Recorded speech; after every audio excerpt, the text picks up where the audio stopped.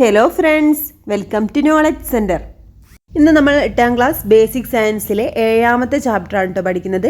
നട്ടു നനയ്ക്കാം നന്മകൾ കൊയ്യാം എന്നുള്ളതാണ് ചാപ്റ്ററിൻ്റെ പേര്. നമ്മുടെ കാർഷിക രംഗത്ത് ശാസ്ത്ര സാങ്കേതിക വിദ്യകൾ എങ്ങനെയാണ് ഉപയോഗപ്പെടുത്തുന്നതെന്നും അതിൻ്റെ ഫലങ്ങൾ എന്തൊക്കെയാണെന്നും കേട്ടോ ഈ ഒരു ചാപ്റ്ററിൽ പ്രധാനമായിട്ടും പറയുന്നത്. അപ്പോൾ ക്ലാസ്സിലേക്ക് കടക്കുന്നതിന് മുമ്പായിട്ട് ആരെങ്കിലും സബ്സ്ക്രൈബ് ചെയ്യാതെ കാണുന്നുണ്ടെങ്കിൽ ഒന്ന് സബ്സ്ക്രൈബ് ചെയ്ത് സപ്പോർട്ട് ചെയ്യണം. അതുപോലെ നിങ്ങൾക്ക് ഈ ക്ലാസ് യൂസ്ഫുൾ ആവുകയാണെങ്കിൽ ഒന്ന് ലൈക്ക് ചെയ്തേക്കണം കേട്ടോ. അതുപോലെ നിങ്ങളുടെ അഭിപ്രായങ്ങളൊന്ന് കമൻറ്റ് ചെയ്യണേ. അപ്പോൾ 7ാമത്തെ ചാപ്റ്ററിൻ്റെ പേരാണ് നട്ടു നനയ്ക്കാം നന്മകൾ കൊയ്യാം. അപ്പോൾ ചിങ്ങം 1 കർഷക ദിനം. കർഷക ഉന്നമനത്തിനും കാർഷിക കേരളത്തിനുമായി നമുക്ക് കൈകോർക്കാം. ഒരു ചാപ്റ്ററിൻ്റെ തുടക്കത്തിൽ തന്നെ എന്താണ്, ഒരു പിക്ചറാണ് കൊടുത്തിട്ടുള്ളത്. ഗുണമേന്മയുള്ള പച്ചക്കറികൾ ചുരുങ്ങിയ ചെലവിൽ ഉൽപ്പാദിപ്പിച്ച് സംസ്ഥാന സർക്കാരിൻ്റെ മികച്ച വിദ്യാർത്ഥി കർഷകനുള്ള കർഷക പ്രതിഭാ പുരസ്കാരം ഏറ്റുവാങ്ങുന്ന മിടുക്കനെ ശ്രദ്ധിച്ചില്ലേ. അപ്പോൾ ഇവിടെ എന്താണ് കൊടുത്തിട്ടുള്ളത്, മികച്ച വിദ്യാർത്ഥി കർഷകനുള്ള കർഷക പ്രതിഭാ പുരസ്കാരമാണ് കേട്ടോ. മികച്ച വിദ്യാർത്ഥി കർഷകനാണ് കർഷക പ്രതിഭാ പുരസ്കാരം ലഭിക്കുന്നത്. അപ്പോൾ അത് ലഭിച്ചിട്ടുള്ളൊരു വിദ്യാർത്ഥിക്ക് ഇത് ലഭിക്കുന്നതിൻ്റെ ചിത്രമാണ് കേട്ടോ ഇവിടെ കൊടുത്തിട്ടുള്ളത്. ഇനി ഇവിടെ ആ ഒരു വിദ്യാർത്ഥിയുടെ അനുഭവ കുറിപ്പാണ് കൊടുത്തിട്ടുള്ളത്. ഞാൻ 8ാം ക്ലാസ്സിലെ ഒരു വിദ്യാർത്ഥിയാണ്. അച്ഛനും അമ്മയും ഒരു സഹോദരിയും ഉൾപ്പെട്ടതാണ് ഞങ്ങളുടെ കുടുംബം. സ്വന്തമായൊരു വീടും 15 സെൻറ്റ് പുരയിടവുമാണ് ഞങ്ങൾക്കുള്ളത്. അച്ഛൻ ഒരു ചെറുകിട വ്യാപാരിയാണ്. പഠന പ്രവർത്തനങ്ങളുടെ ഭാഗമായി സ്കൂളിൽ നിന്ന് കൃഷിത്തോട്ടം സന്ദർശിച്ചപ്പോഴാണ് എനിക്ക് കൃഷിയോട് കൂടുതൽ താല്പര്യമുണ്ടായത്. തുടർന്ന് കാർഷിക മേഖലയിലെ വിദഗ്ധരുമായി ബന്ധപ്പെട്ട് കൂടുതൽ വിവരങ്ങൾ ശേഖരിച്ചു. സ്ഥലപരിമിതി കണക്കിലെടുത്ത് കൃത്യമായ ആസൂത്രണം നടത്തിയാണ് കൃഷി ചെയ്തത്. പയർ, പാവയ്ക്ക, വഴുതന, വെണ്ട, കോവൽ, പുതിന, ചീര, പച്ചമുളക്, തക്കാളി എന്നീ ഇനങ്ങളാണ് ഞാൻ പ്രധാനമായും കൃഷി ചെയ്യുന്നത്. ഇനി ഇങ്ങനെ കാർഷിക മേഖലയുമായി ബന്ധപ്പെട്ടിട്ടുള്ള കുറച്ച് നേട്ടങ്ങളാണ് കേട്ടോ ഇവിടെ കൊടുത്തിട്ടുള്ളത്. ഏതൊക്കെയാണെന്ന് നോക്കാം. ടാപ്പിയോക്ക പ്ലക്കറിന് പേറ്റന്റ് തേടി സ്കൂൾ വിദ്യാർത്ഥി. മരച്ചീനി വിളവെടുപ്പിന് ലഘുയന്ത്രം വികസിപ്പിച്ച് സ്കൂൾ വിദ്യാർത്ഥി മാധ്യമ ശ്രദ്ധ പിടിച്ചുപറ്റി. തൻ്റെ കണ്ടുപിടുത്തത്തിന് പേറ്റന്റിനായി അപേക്ഷിച്ചിരിക്കുകയാണ് ഈ ലിറ്റിൽ സയൻറ്റിസ്റ്റ്. അടുത്തത് വാഴയിലയിലെ വിജയം. എടപ്പാൾ. വാഴക്കുലകൾക്ക് പകരം വാഴയില വിപണനത്തിലൂടെ വിജയത്തിൻ്റെ പുതുഗാഥ രചിച്ചിരിക്കുകയാണ് എടപ്പാളിലെ ഉന്നത ബിരുദധാരിയായ യുവ കർഷകൻ. വാഴക്കുലക്ക് വില കുറഞ്ഞപ്പോൾ വാഴയില വിൽക്കാമെന്ന വേറിട്ട ചിന്തയാണ് അദ്ദേഹത്തെ ഈ സംരംഭത്തിലേക്ക് നയിച്ചത്. അടുത്തത് വിദ്യാർത്ഥിനിയുടെ ഇലക്കറിക്കട. പോഷകമൂല്യമുള്ള ഇലക്കറികളുടെ വിപണി സാധ്യത ഉപയോഗപ്പെടുത്തുന്നതിനായി കോളേജ് വിദ്യാർത്ഥിനി തുടങ്ങിയ സ്റ്റാർട്ടപ്പ് 1 വർഷം പൂർത്തിയാകുന്നതിന് മുൻപ് വിറ്റുവരവിൽ റെക്കോർഡ്. അടുത്തത് എന്താണ്, മഞ്ഞൾ കൃഷിയിലൂടെ സംരംഭകനായി. വയനാട്. 2 ഏക്കറിൽ മഞ്ഞൾ കൃഷി ചെയ്ത യുവാവ് വിളവെടുപ്പ് സമയത്തെ വിലയിടിവ് കാരണം പ്രതിസന്ധിയിലായി. എന്നാൽ മഞ്ഞളിൽ നിന്ന് നിരവധി മൂല്യവർദ്ധിത ഉൽപ്പന്നങ്ങൾ ഉണ്ടാക്കാമെന്ന് തിരിച്ചറിഞ്ഞതോടെ യുവാവ് പുതിയൊരു സംരംഭകനായി മാറി. അടുത്തത് ഗന്ധകശാലക്ക് പുതിയ ബ്രാൻഡ്. അന്യം നിന്ന് പോകുന്ന ഗന്ധകശാല നെല്ലിനം തനതു രീതിയിൽ കൃഷി ചെയ്ത് പ്രത്യേകം ബ്രാൻഡിൽ വിപണിയിൽ ഇറക്കിയതോടെ നല്ല വിറ്റുവരവുണ്ടായി. ഇതിൽ നിന്നും പ്രചോദനം ഉൾക്കൊണ്ടുകൊണ്ട് കൂടുതൽ സ്ഥലത്ത് കൃഷിക്കൊരുങ്ങുകയാണ് യുവ സംരംഭകർ.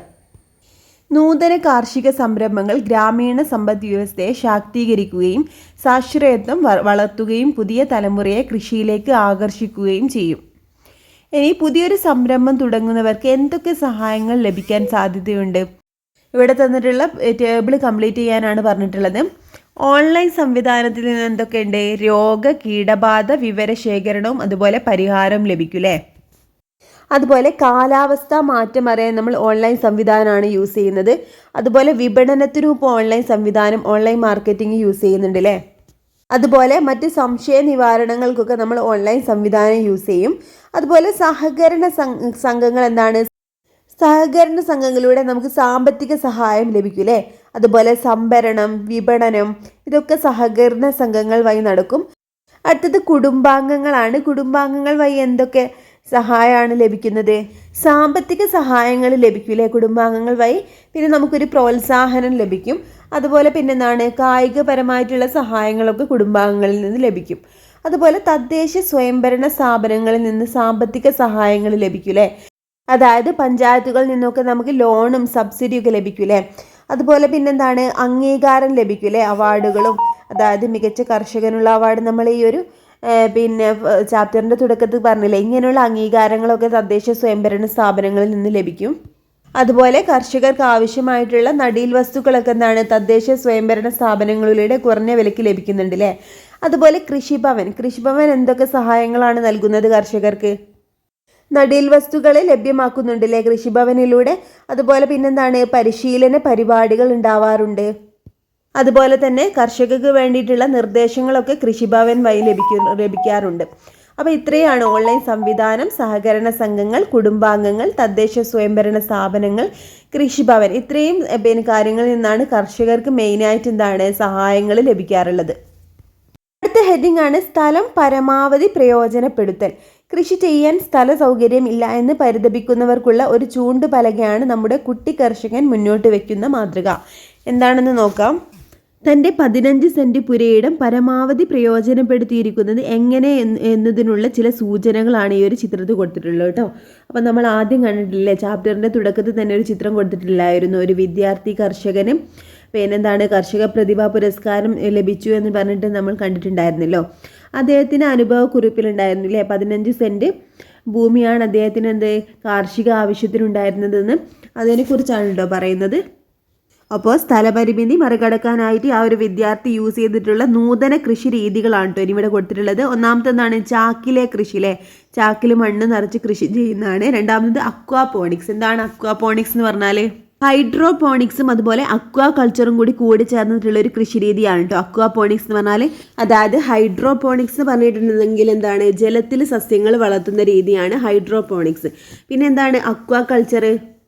കൃത്രിമ മത്സ്യകൃഷിയാണ് കേട്ടോ അക്വാ കൾച്ചർ. അപ്പോൾ അക്വാ പോണിക്സ് എന്ന് പറഞ്ഞാൽ നമ്മൾ എന്താണ് അക്വാ കൾച്ചറും അതുപോലെ ഹൈഡ്രോപോണിക്സും കൂടിയിട്ടുള്ള ഒരു കൃഷി രീതിയാണ് എന്ത് അക്വാപോണിക്സ്. അതായത് മീൻ വളർത്തലും കൃഷിയും ഒന്നിച്ചു കൊണ്ടുപോകുന്ന ഒരു രീതിയാണ് കേട്ടോ. അടുത്തത് പെറ്റ് ബോട്ടിലിലെ കൃഷി. ഇതെന്താണ് നമ്മൾ റീയൂസബിൾ അല്ലാത്ത ബോട്ടിൽ യൂസ് ചെയ്തിട്ടുള്ള കൃഷി രീതിയാണ്. പിന്നെ വെർട്ടിക്കൽ ഫാമിംഗ് ഉണ്ട്. എന്താണ് വെർട്ടിക്കൽ ഫാമിംഗ് എന്ന് പറഞ്ഞിട്ടുണ്ടെങ്കിൽ കണ്ടെയ്നറുകളൊക്കെ വെർട്ടിക്കലായിട്ട് അടുക്കി വെച്ചിട്ടുള്ള ഒരു കൃഷി രീതിയാണ് കേട്ടോ വെർട്ടിക്കൽ ഫാമിംഗ്. അടുത്തത് ചെടിച്ചട്ടിയിലെ കൃഷി. ചെടിയിൽ പിന്നെ കൃഷി ചെയ്യുന്ന രീതിയാണ്. പിന്നെ എന്താണ് ടെറസിലെ കൃഷി. ടെറസിൽ മണ്ണ് നിറച്ചുള്ള കൃഷി രീതിയാണ് കേട്ടോ ഇതൊക്കെ എന്താണ് സ്ഥലപരിമിതികൾ മറികടക്കാനായിട്ടുള്ള നൂതന കൃഷി രീതികളാണ് കേട്ടോ. സ്ഥലപരിമിതി മറികടക്കാനുള്ള ഒരു നൂതന മാർഗമാണ് വെർട്ടിക്കൽ ഫാമിംഗ്. ഇതിൻ്റെ സാധ്യതകൾ എന്തൊക്കെയാണെന്ന് ചോദിച്ചിട്ടുണ്ട്. എന്താണ് ടെക്സ്റ്റ് ബുക്ക് കൊടുത്തിട്ടുള്ളത് നോക്കാം. വെർട്ടിക്കൽ ഫാമിംഗ് ലംബമായി അടുക്കിയിരിക്കുന്ന പാളികളിൽ വിളകൾ വളർത്തുന്ന ഒരു നൂതന കാർഷിക രീതിയാണിത്. ഹൈഡ്രോപോണിക്സ്, എയറോപോണിക്സ് സാധ്യത കൂടി ഇതിൽ പ്രയോജനപ്പെടുത്താം എന്നതാണ് വെർട്ടിക്കൽ ഫാമിങ്ങിൻ്റെ സവിശേഷത. എന്താണ് എയറോപോണിക്സ് എന്ന് പറഞ്ഞാൽ? ഹൈഡ്രോപോണിക്സ് നമ്മൾ പറഞ്ഞു അല്ലേ, ജലത്തിൽ കൃഷി ചെയ്യുന്ന രീതിയാണ് ഹൈഡ്രോപോണിക്സ്. മണ്ണിന് പകരം ജലത്തിൽ കൃഷി ചെയ്യുന്ന രീതിയാണ്. പിന്നെ എന്താണ് എയറോപോണിക്സ് എന്ന് പറഞ്ഞാൽ? എന്താണ് മണ്ണില്ലാതെ ചെടിയുടെ വേരുകൾ വായുവിൽ നിർത്തി പിന്നെന്താണ് അതിലേക്ക് പോഷക സമൃദ്ധമായിട്ടുള്ള ഫോഗ് ഉപയോഗിച്ച്, അതായത് മൂടൽമഞ്ഞ് ഉപയോഗിച്ച് സ്പ്രേ ചെയ്യുന്ന രീതിയാണ് കേട്ടോ ഈ ഒരു എയറോപോണിക്സ് എന്ന് പറഞ്ഞാൽ. അപ്പോൾ ഹൈഡ്രോപോണിക്സും എയറോപോണിക്സും നമ്മൾ ഈ ഒരു വെർട്ടിക്കൽ ഫാമിങ്ങിൽ യൂസ് ചെയ്യുന്നുണ്ട്. പിന്നെന്താണ് പരിമിതമായ സ്ഥല സൗകര്യമുള്ള നഗരപ്രദേശങ്ങളിൽ പോലും ഇത് പ്രാവർത്തികമാക്കാം എന്നാണ് പറഞ്ഞിട്ടുള്ളത്. അപ്പോൾ എന്തൊക്കെയാണ് പറഞ്ഞിട്ടുള്ളത്? ലംബമായി അടുക്കിയിരിക്കുന്ന പാളികളിൽ വിളകൾ വളർത്തുന്നൊരു നൂതന കാർഷിക രീതിയാണ് വെർട്ടിക്കൽ ഫാമിങ്. ഹൈഡ്രോപോണിക്സും എയറോപോണിക്സ് സാധ്യതകൾ ഇതിൽ പ്രയോജനപ്പെടുത്താം. പിന്നെ അതുപോലെ എന്താണ് പരിമിതമായ സ്ഥല സൗകര്യമുള്ള നഗരപ്രദേശങ്ങളിൽ പോലും ഇത് പ്രാവർത്തികമാക്കാം. കൃത്രിമമായ വെളിച്ചം, മഴയെയും വെയിലിനെയും പ്രതിരോധിക്കുന്ന മറ തുടങ്ങിയ അനുബന്ധ സംവിധാനങ്ങൾ ഒരുക്കിയാൽ കാലാവസ്ഥാ വ്യതിയാനങ്ങൾ കണക്കിലെടുക്കാതെ കൃഷി ചെയ്യാമെന്നതാണ് ഇതിൻ്റെ പ്രധാന നേട്ടം. അപ്പോൾ കൃത്രിമമായിട്ടുള്ള വെളിച്ചം, അതുപോലെ മഴയെയും വെയിലിനെയും പ്രതിരോധിക്കുന്ന മറ തുടങ്ങിയ കാര്യങ്ങളൊക്കെ സംവിധാനങ്ങളൊക്കെ ഒരുക്കിയാൽ കാലാവസ്ഥാ വ്യതിയാനങ്ങളൊക്കെ ഒന്നും കണക്കിലെടുക്കാതെ തന്നെ കൃഷി ചെയ്യാമെന്നതാണ് ഇതിൻ്റെ പ്രധാന നേട്ടമായിട്ട് പറയുന്നത്. വളപ്രയോഗം. കൃഷി ചെയ്യുമ്പോൾ വളപ്രയോഗം നടത്താറുണ്ടല്ലോ. വളപ്രയോഗത്തിൻ്റെ ആവശ്യകത എന്തെന്നാണ് ചോദിച്ചിട്ടുള്ളത്. എന്താണ് വളപ്രയോഗം എന്ന് പറഞ്ഞാൽ?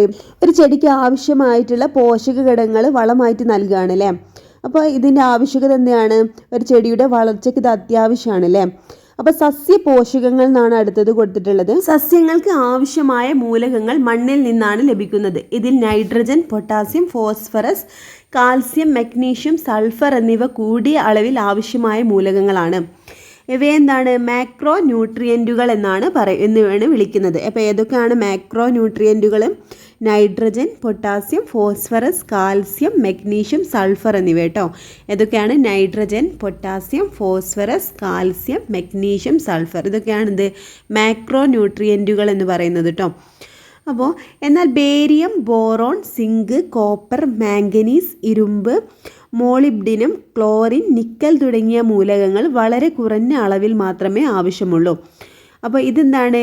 ഇതിനെ മൈക്രോ ന്യൂട്രിയൻറ്റുകളാണെന്ന് പറയുന്നത് കേട്ടോ. മറ്റേത് മാക്രോ ആണിത് മൈക്രോ ന്യൂട്രിയൻറ്റുകളാണ്. അപ്പോൾ ഇതെന്താണ്? കുറഞ്ഞ അളവിൽ മാത്രമേ ആവശ്യമുള്ളൂ. അപ്പോൾ ഏതൊക്കെയാണ് മൈക്രോ ന്യൂട്രിയൻറ്റുകൾ? Barium, boron, zinc, copper, manganese, ഇരുമ്പ്, മോളിബ്ഡിനം, ക്ലോറിൻ, നിക്കലൊക്കെ കേട്ടോ. ഏതൊക്കെയാണ്? Barium, boron, zinc, copper, manganese, ഇരുമ്പ്, മോളിബ്ഡിനം, ക്ലോറിൻ, നിക്കൽ. ഇതൊക്കെ എന്താണ്? മൈക്രോ ന്യൂട്രിയൻസ് ആണ്. ഇവ കുറഞ്ഞ അളവിൽ മാത്രമേ ആവശ്യമുള്ളൂ. അപ്പോൾ വിളകൾക്ക് വളരെ ആവശ്യമായ എല്ലാ മൂലകങ്ങളുടെയും ലഭ്യത ഉറപ്പുവരുത്താനാണ് വളപ്രയോഗം നടത്തുന്നത്. അപ്പോൾ എന്തിനാണ്? വിളകൾക്ക് വളരാൻ ആവശ്യമായിട്ടുള്ള എല്ലാ മൂലകങ്ങളുടെയും ലഭ്യത ഉറപ്പുവരുത്താനാണ് വളപ്രയോഗം നടത്തുന്നത്. അപ്പോൾ ഇവിടെ പഠിക്കാനുള്ളത് മാക്രോ ന്യൂട്രിയൻറ്റുകളും അതുപോലെ മൈക്രോ ന്യൂട്രിയൻറ്റുകളാണ് കേട്ടോ. ഇത് മാറിപ്പോവരുത്.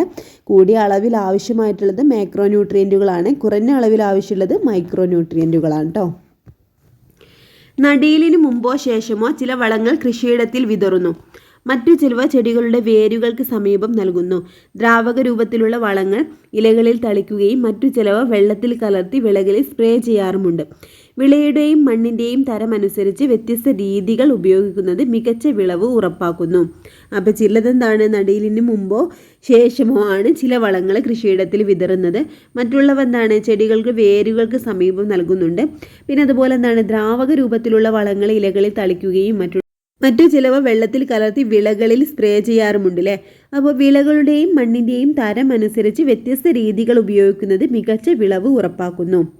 ഇനി അടുത്ത് ബയോബിന്നുകളാട്ടോ. ബയോബിന്നുകൾ ഉപയോഗിച്ച് വളരെ ചുരുങ്ങിയ ചെലവിൽ ജൈവവളം നിർമ്മിക്കുന്നത് എങ്ങനെയെന്ന് മനസ്സിലാക്കിയിട്ടുണ്ടല്ലോ എന്ന് പറഞ്ഞിട്ടുണ്ട്. വീട്ടിൽ ഇത്തരത്തിലുള്ളൊരു സംവിധാനം ഒരുക്കുവാൻ മുൻകൈ എടുക്കുമല്ലോ. ഇനി ഇവിടെ എന്താണ്? വിവിധ തരം വളങ്ങളും അതുപോലെ എന്താണ് അതിലടങ്ങിയിട്ടുള്ള സബ്സ്റ്റൻസസും പിന്നെ എന്താണ് അതിൻ്റെ ആവശ്യമാണ് കേട്ടോ ഇവിടെ കൊടുത്തിട്ടുള്ളത്. ആവശ്യങ്ങളാണ് കൊടുത്തിട്ടുള്ളത്. അപ്പോൾ ഏതൊക്കെയാണെന്ന് നോക്കാം. ആദ്യത്തെ ഇത് എന്താണ്? കൃത്രിമ വളങ്ങളാണ്. കൃത്രിമ വളങ്ങൾ ഏതൊക്കെയാണ്? Ammonium phosphate, urea, ammonium sulphate ഒക്കെ എന്താണ്? കൃത്രിമ വളങ്ങളാണ് കേട്ടോ. അപ്പോൾ ഇത് കൃത്രിമ വളങ്ങളാണ് അല്ലേ. അപ്പോൾ മണ്ണിലെ പോഷക മൂല്യം വർദ്ധിപ്പിക്കുവാനായി കൃത്രിമമായിട്ടാണ് ഇത് നിർമ്മിച്ച് ഉപയോഗിക്കുന്നത്. ഇനി സസ്യങ്ങൾക്ക് എളുപ്പത്തിൽ ആഗിരണം ചെയ്യാൻ കഴിയുന്ന ഒരു പ്രത്യേകത ഉണ്ട്. അതുപോലെ അമിതമായ വളപ്രയോഗം മണ്ണിൻ്റെ ഘടനയ്ക്കും വിഘാടകർക്കും ദോഷം ചെയ്യുന്നുണ്ട്. അപ്പോൾ കൃത്രിമ വളങ്ങൾ ഏതൊക്കെയാണ് തന്നിട്ടുള്ളത്? Ammonium phosphate, urea, ammonium sulphate ഒക്കെ അല്ലേ. ഇതെന്താണ്? മണ്ണിലെ പോഷകമൂല്യം വർദ്ധിപ്പിക്കുവാനായിട്ട് കൃത്രിമമായിട്ടാണ് നിർമ്മിച്ചിരിക്കുന്നത്.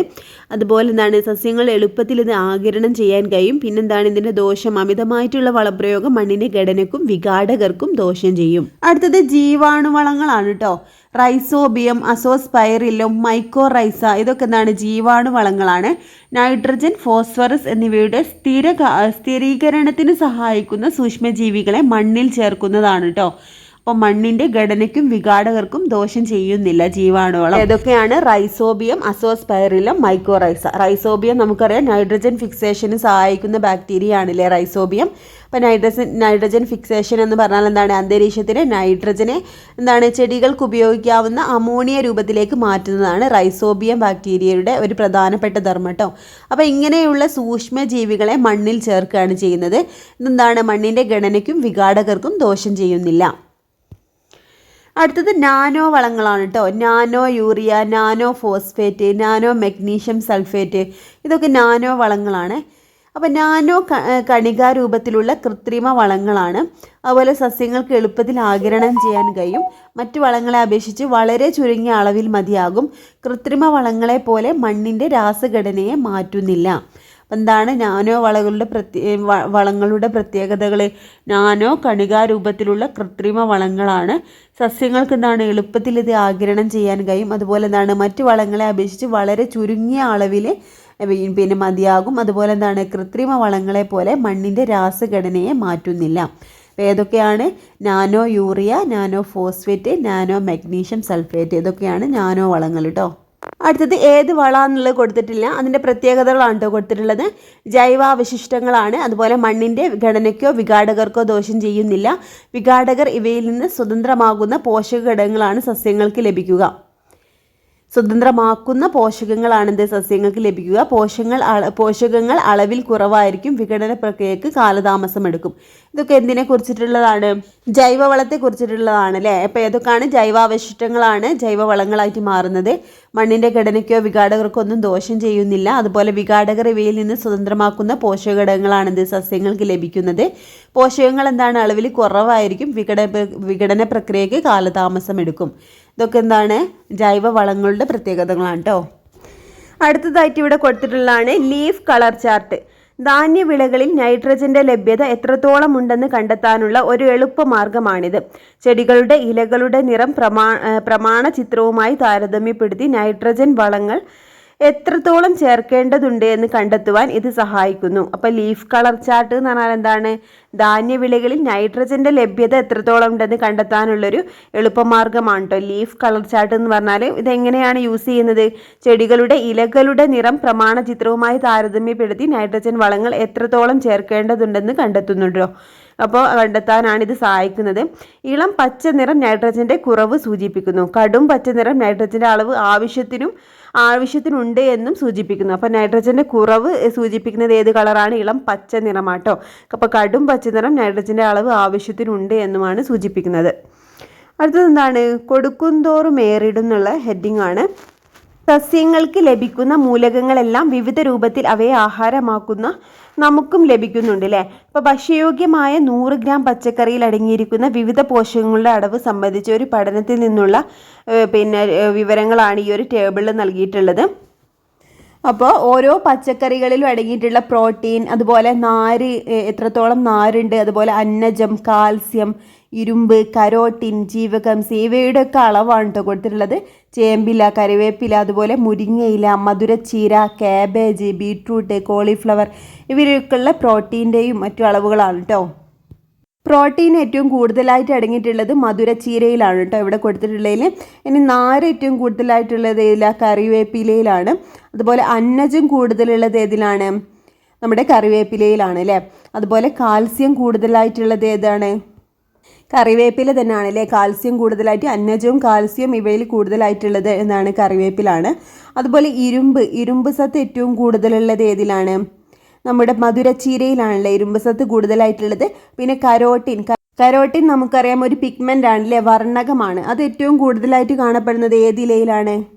അപ്പോൾ അത് കൂടുതലായിട്ട് കാണപ്പെടുന്നത് ചേമ്പിലയിലാണ് കേട്ടോ. അപ്പോൾ ജീവകം സി കൂടുതലായിട്ട് കാണപ്പെടുന്നത് എവിടെയാണ്? നമ്മുടെ മധുരച്ചീരയിലാണ് ജീവകം സി കൂടുതലായിട്ടുള്ളത്. ഇനി ഇവിടെ എന്താ കൊടുത്തിട്ടുള്ളത്? നാടൻ ഇനങ്ങൾ പ്രാദേശിക പരിസ്ഥിതിയോട് ഇണങ്ങി വളർന്നവയായിരിക്കും. അവ ഒരു പ്രദേശത്തുള്ള കീടങ്ങൾക്കും രോഗങ്ങൾക്കുമെതിരെ സ്വാഭാവികമായും പ്രതിരോധം ആർജിച്ചിരിക്കുന്നതിനാൽ കീടനാശിനികളുടെ ഉപയോഗം കുറയ്ക്കാം. പ്രാദേശിക പരാഗണകാരികളായ പ്രാണികളെ നിലനിർത്തുക വഴി പാരിസ്ഥിതിക സന്തുലിതാവസ്ഥയും വ്യവസ്ഥയ്ക്കും ഇത് ഗുണകരമാണ്. വളങ്ങളും വളരെ കുറച്ച് മാത്രം മതി എന്നതിനാൽ ചെലവ് കുറയ്ക്കാം.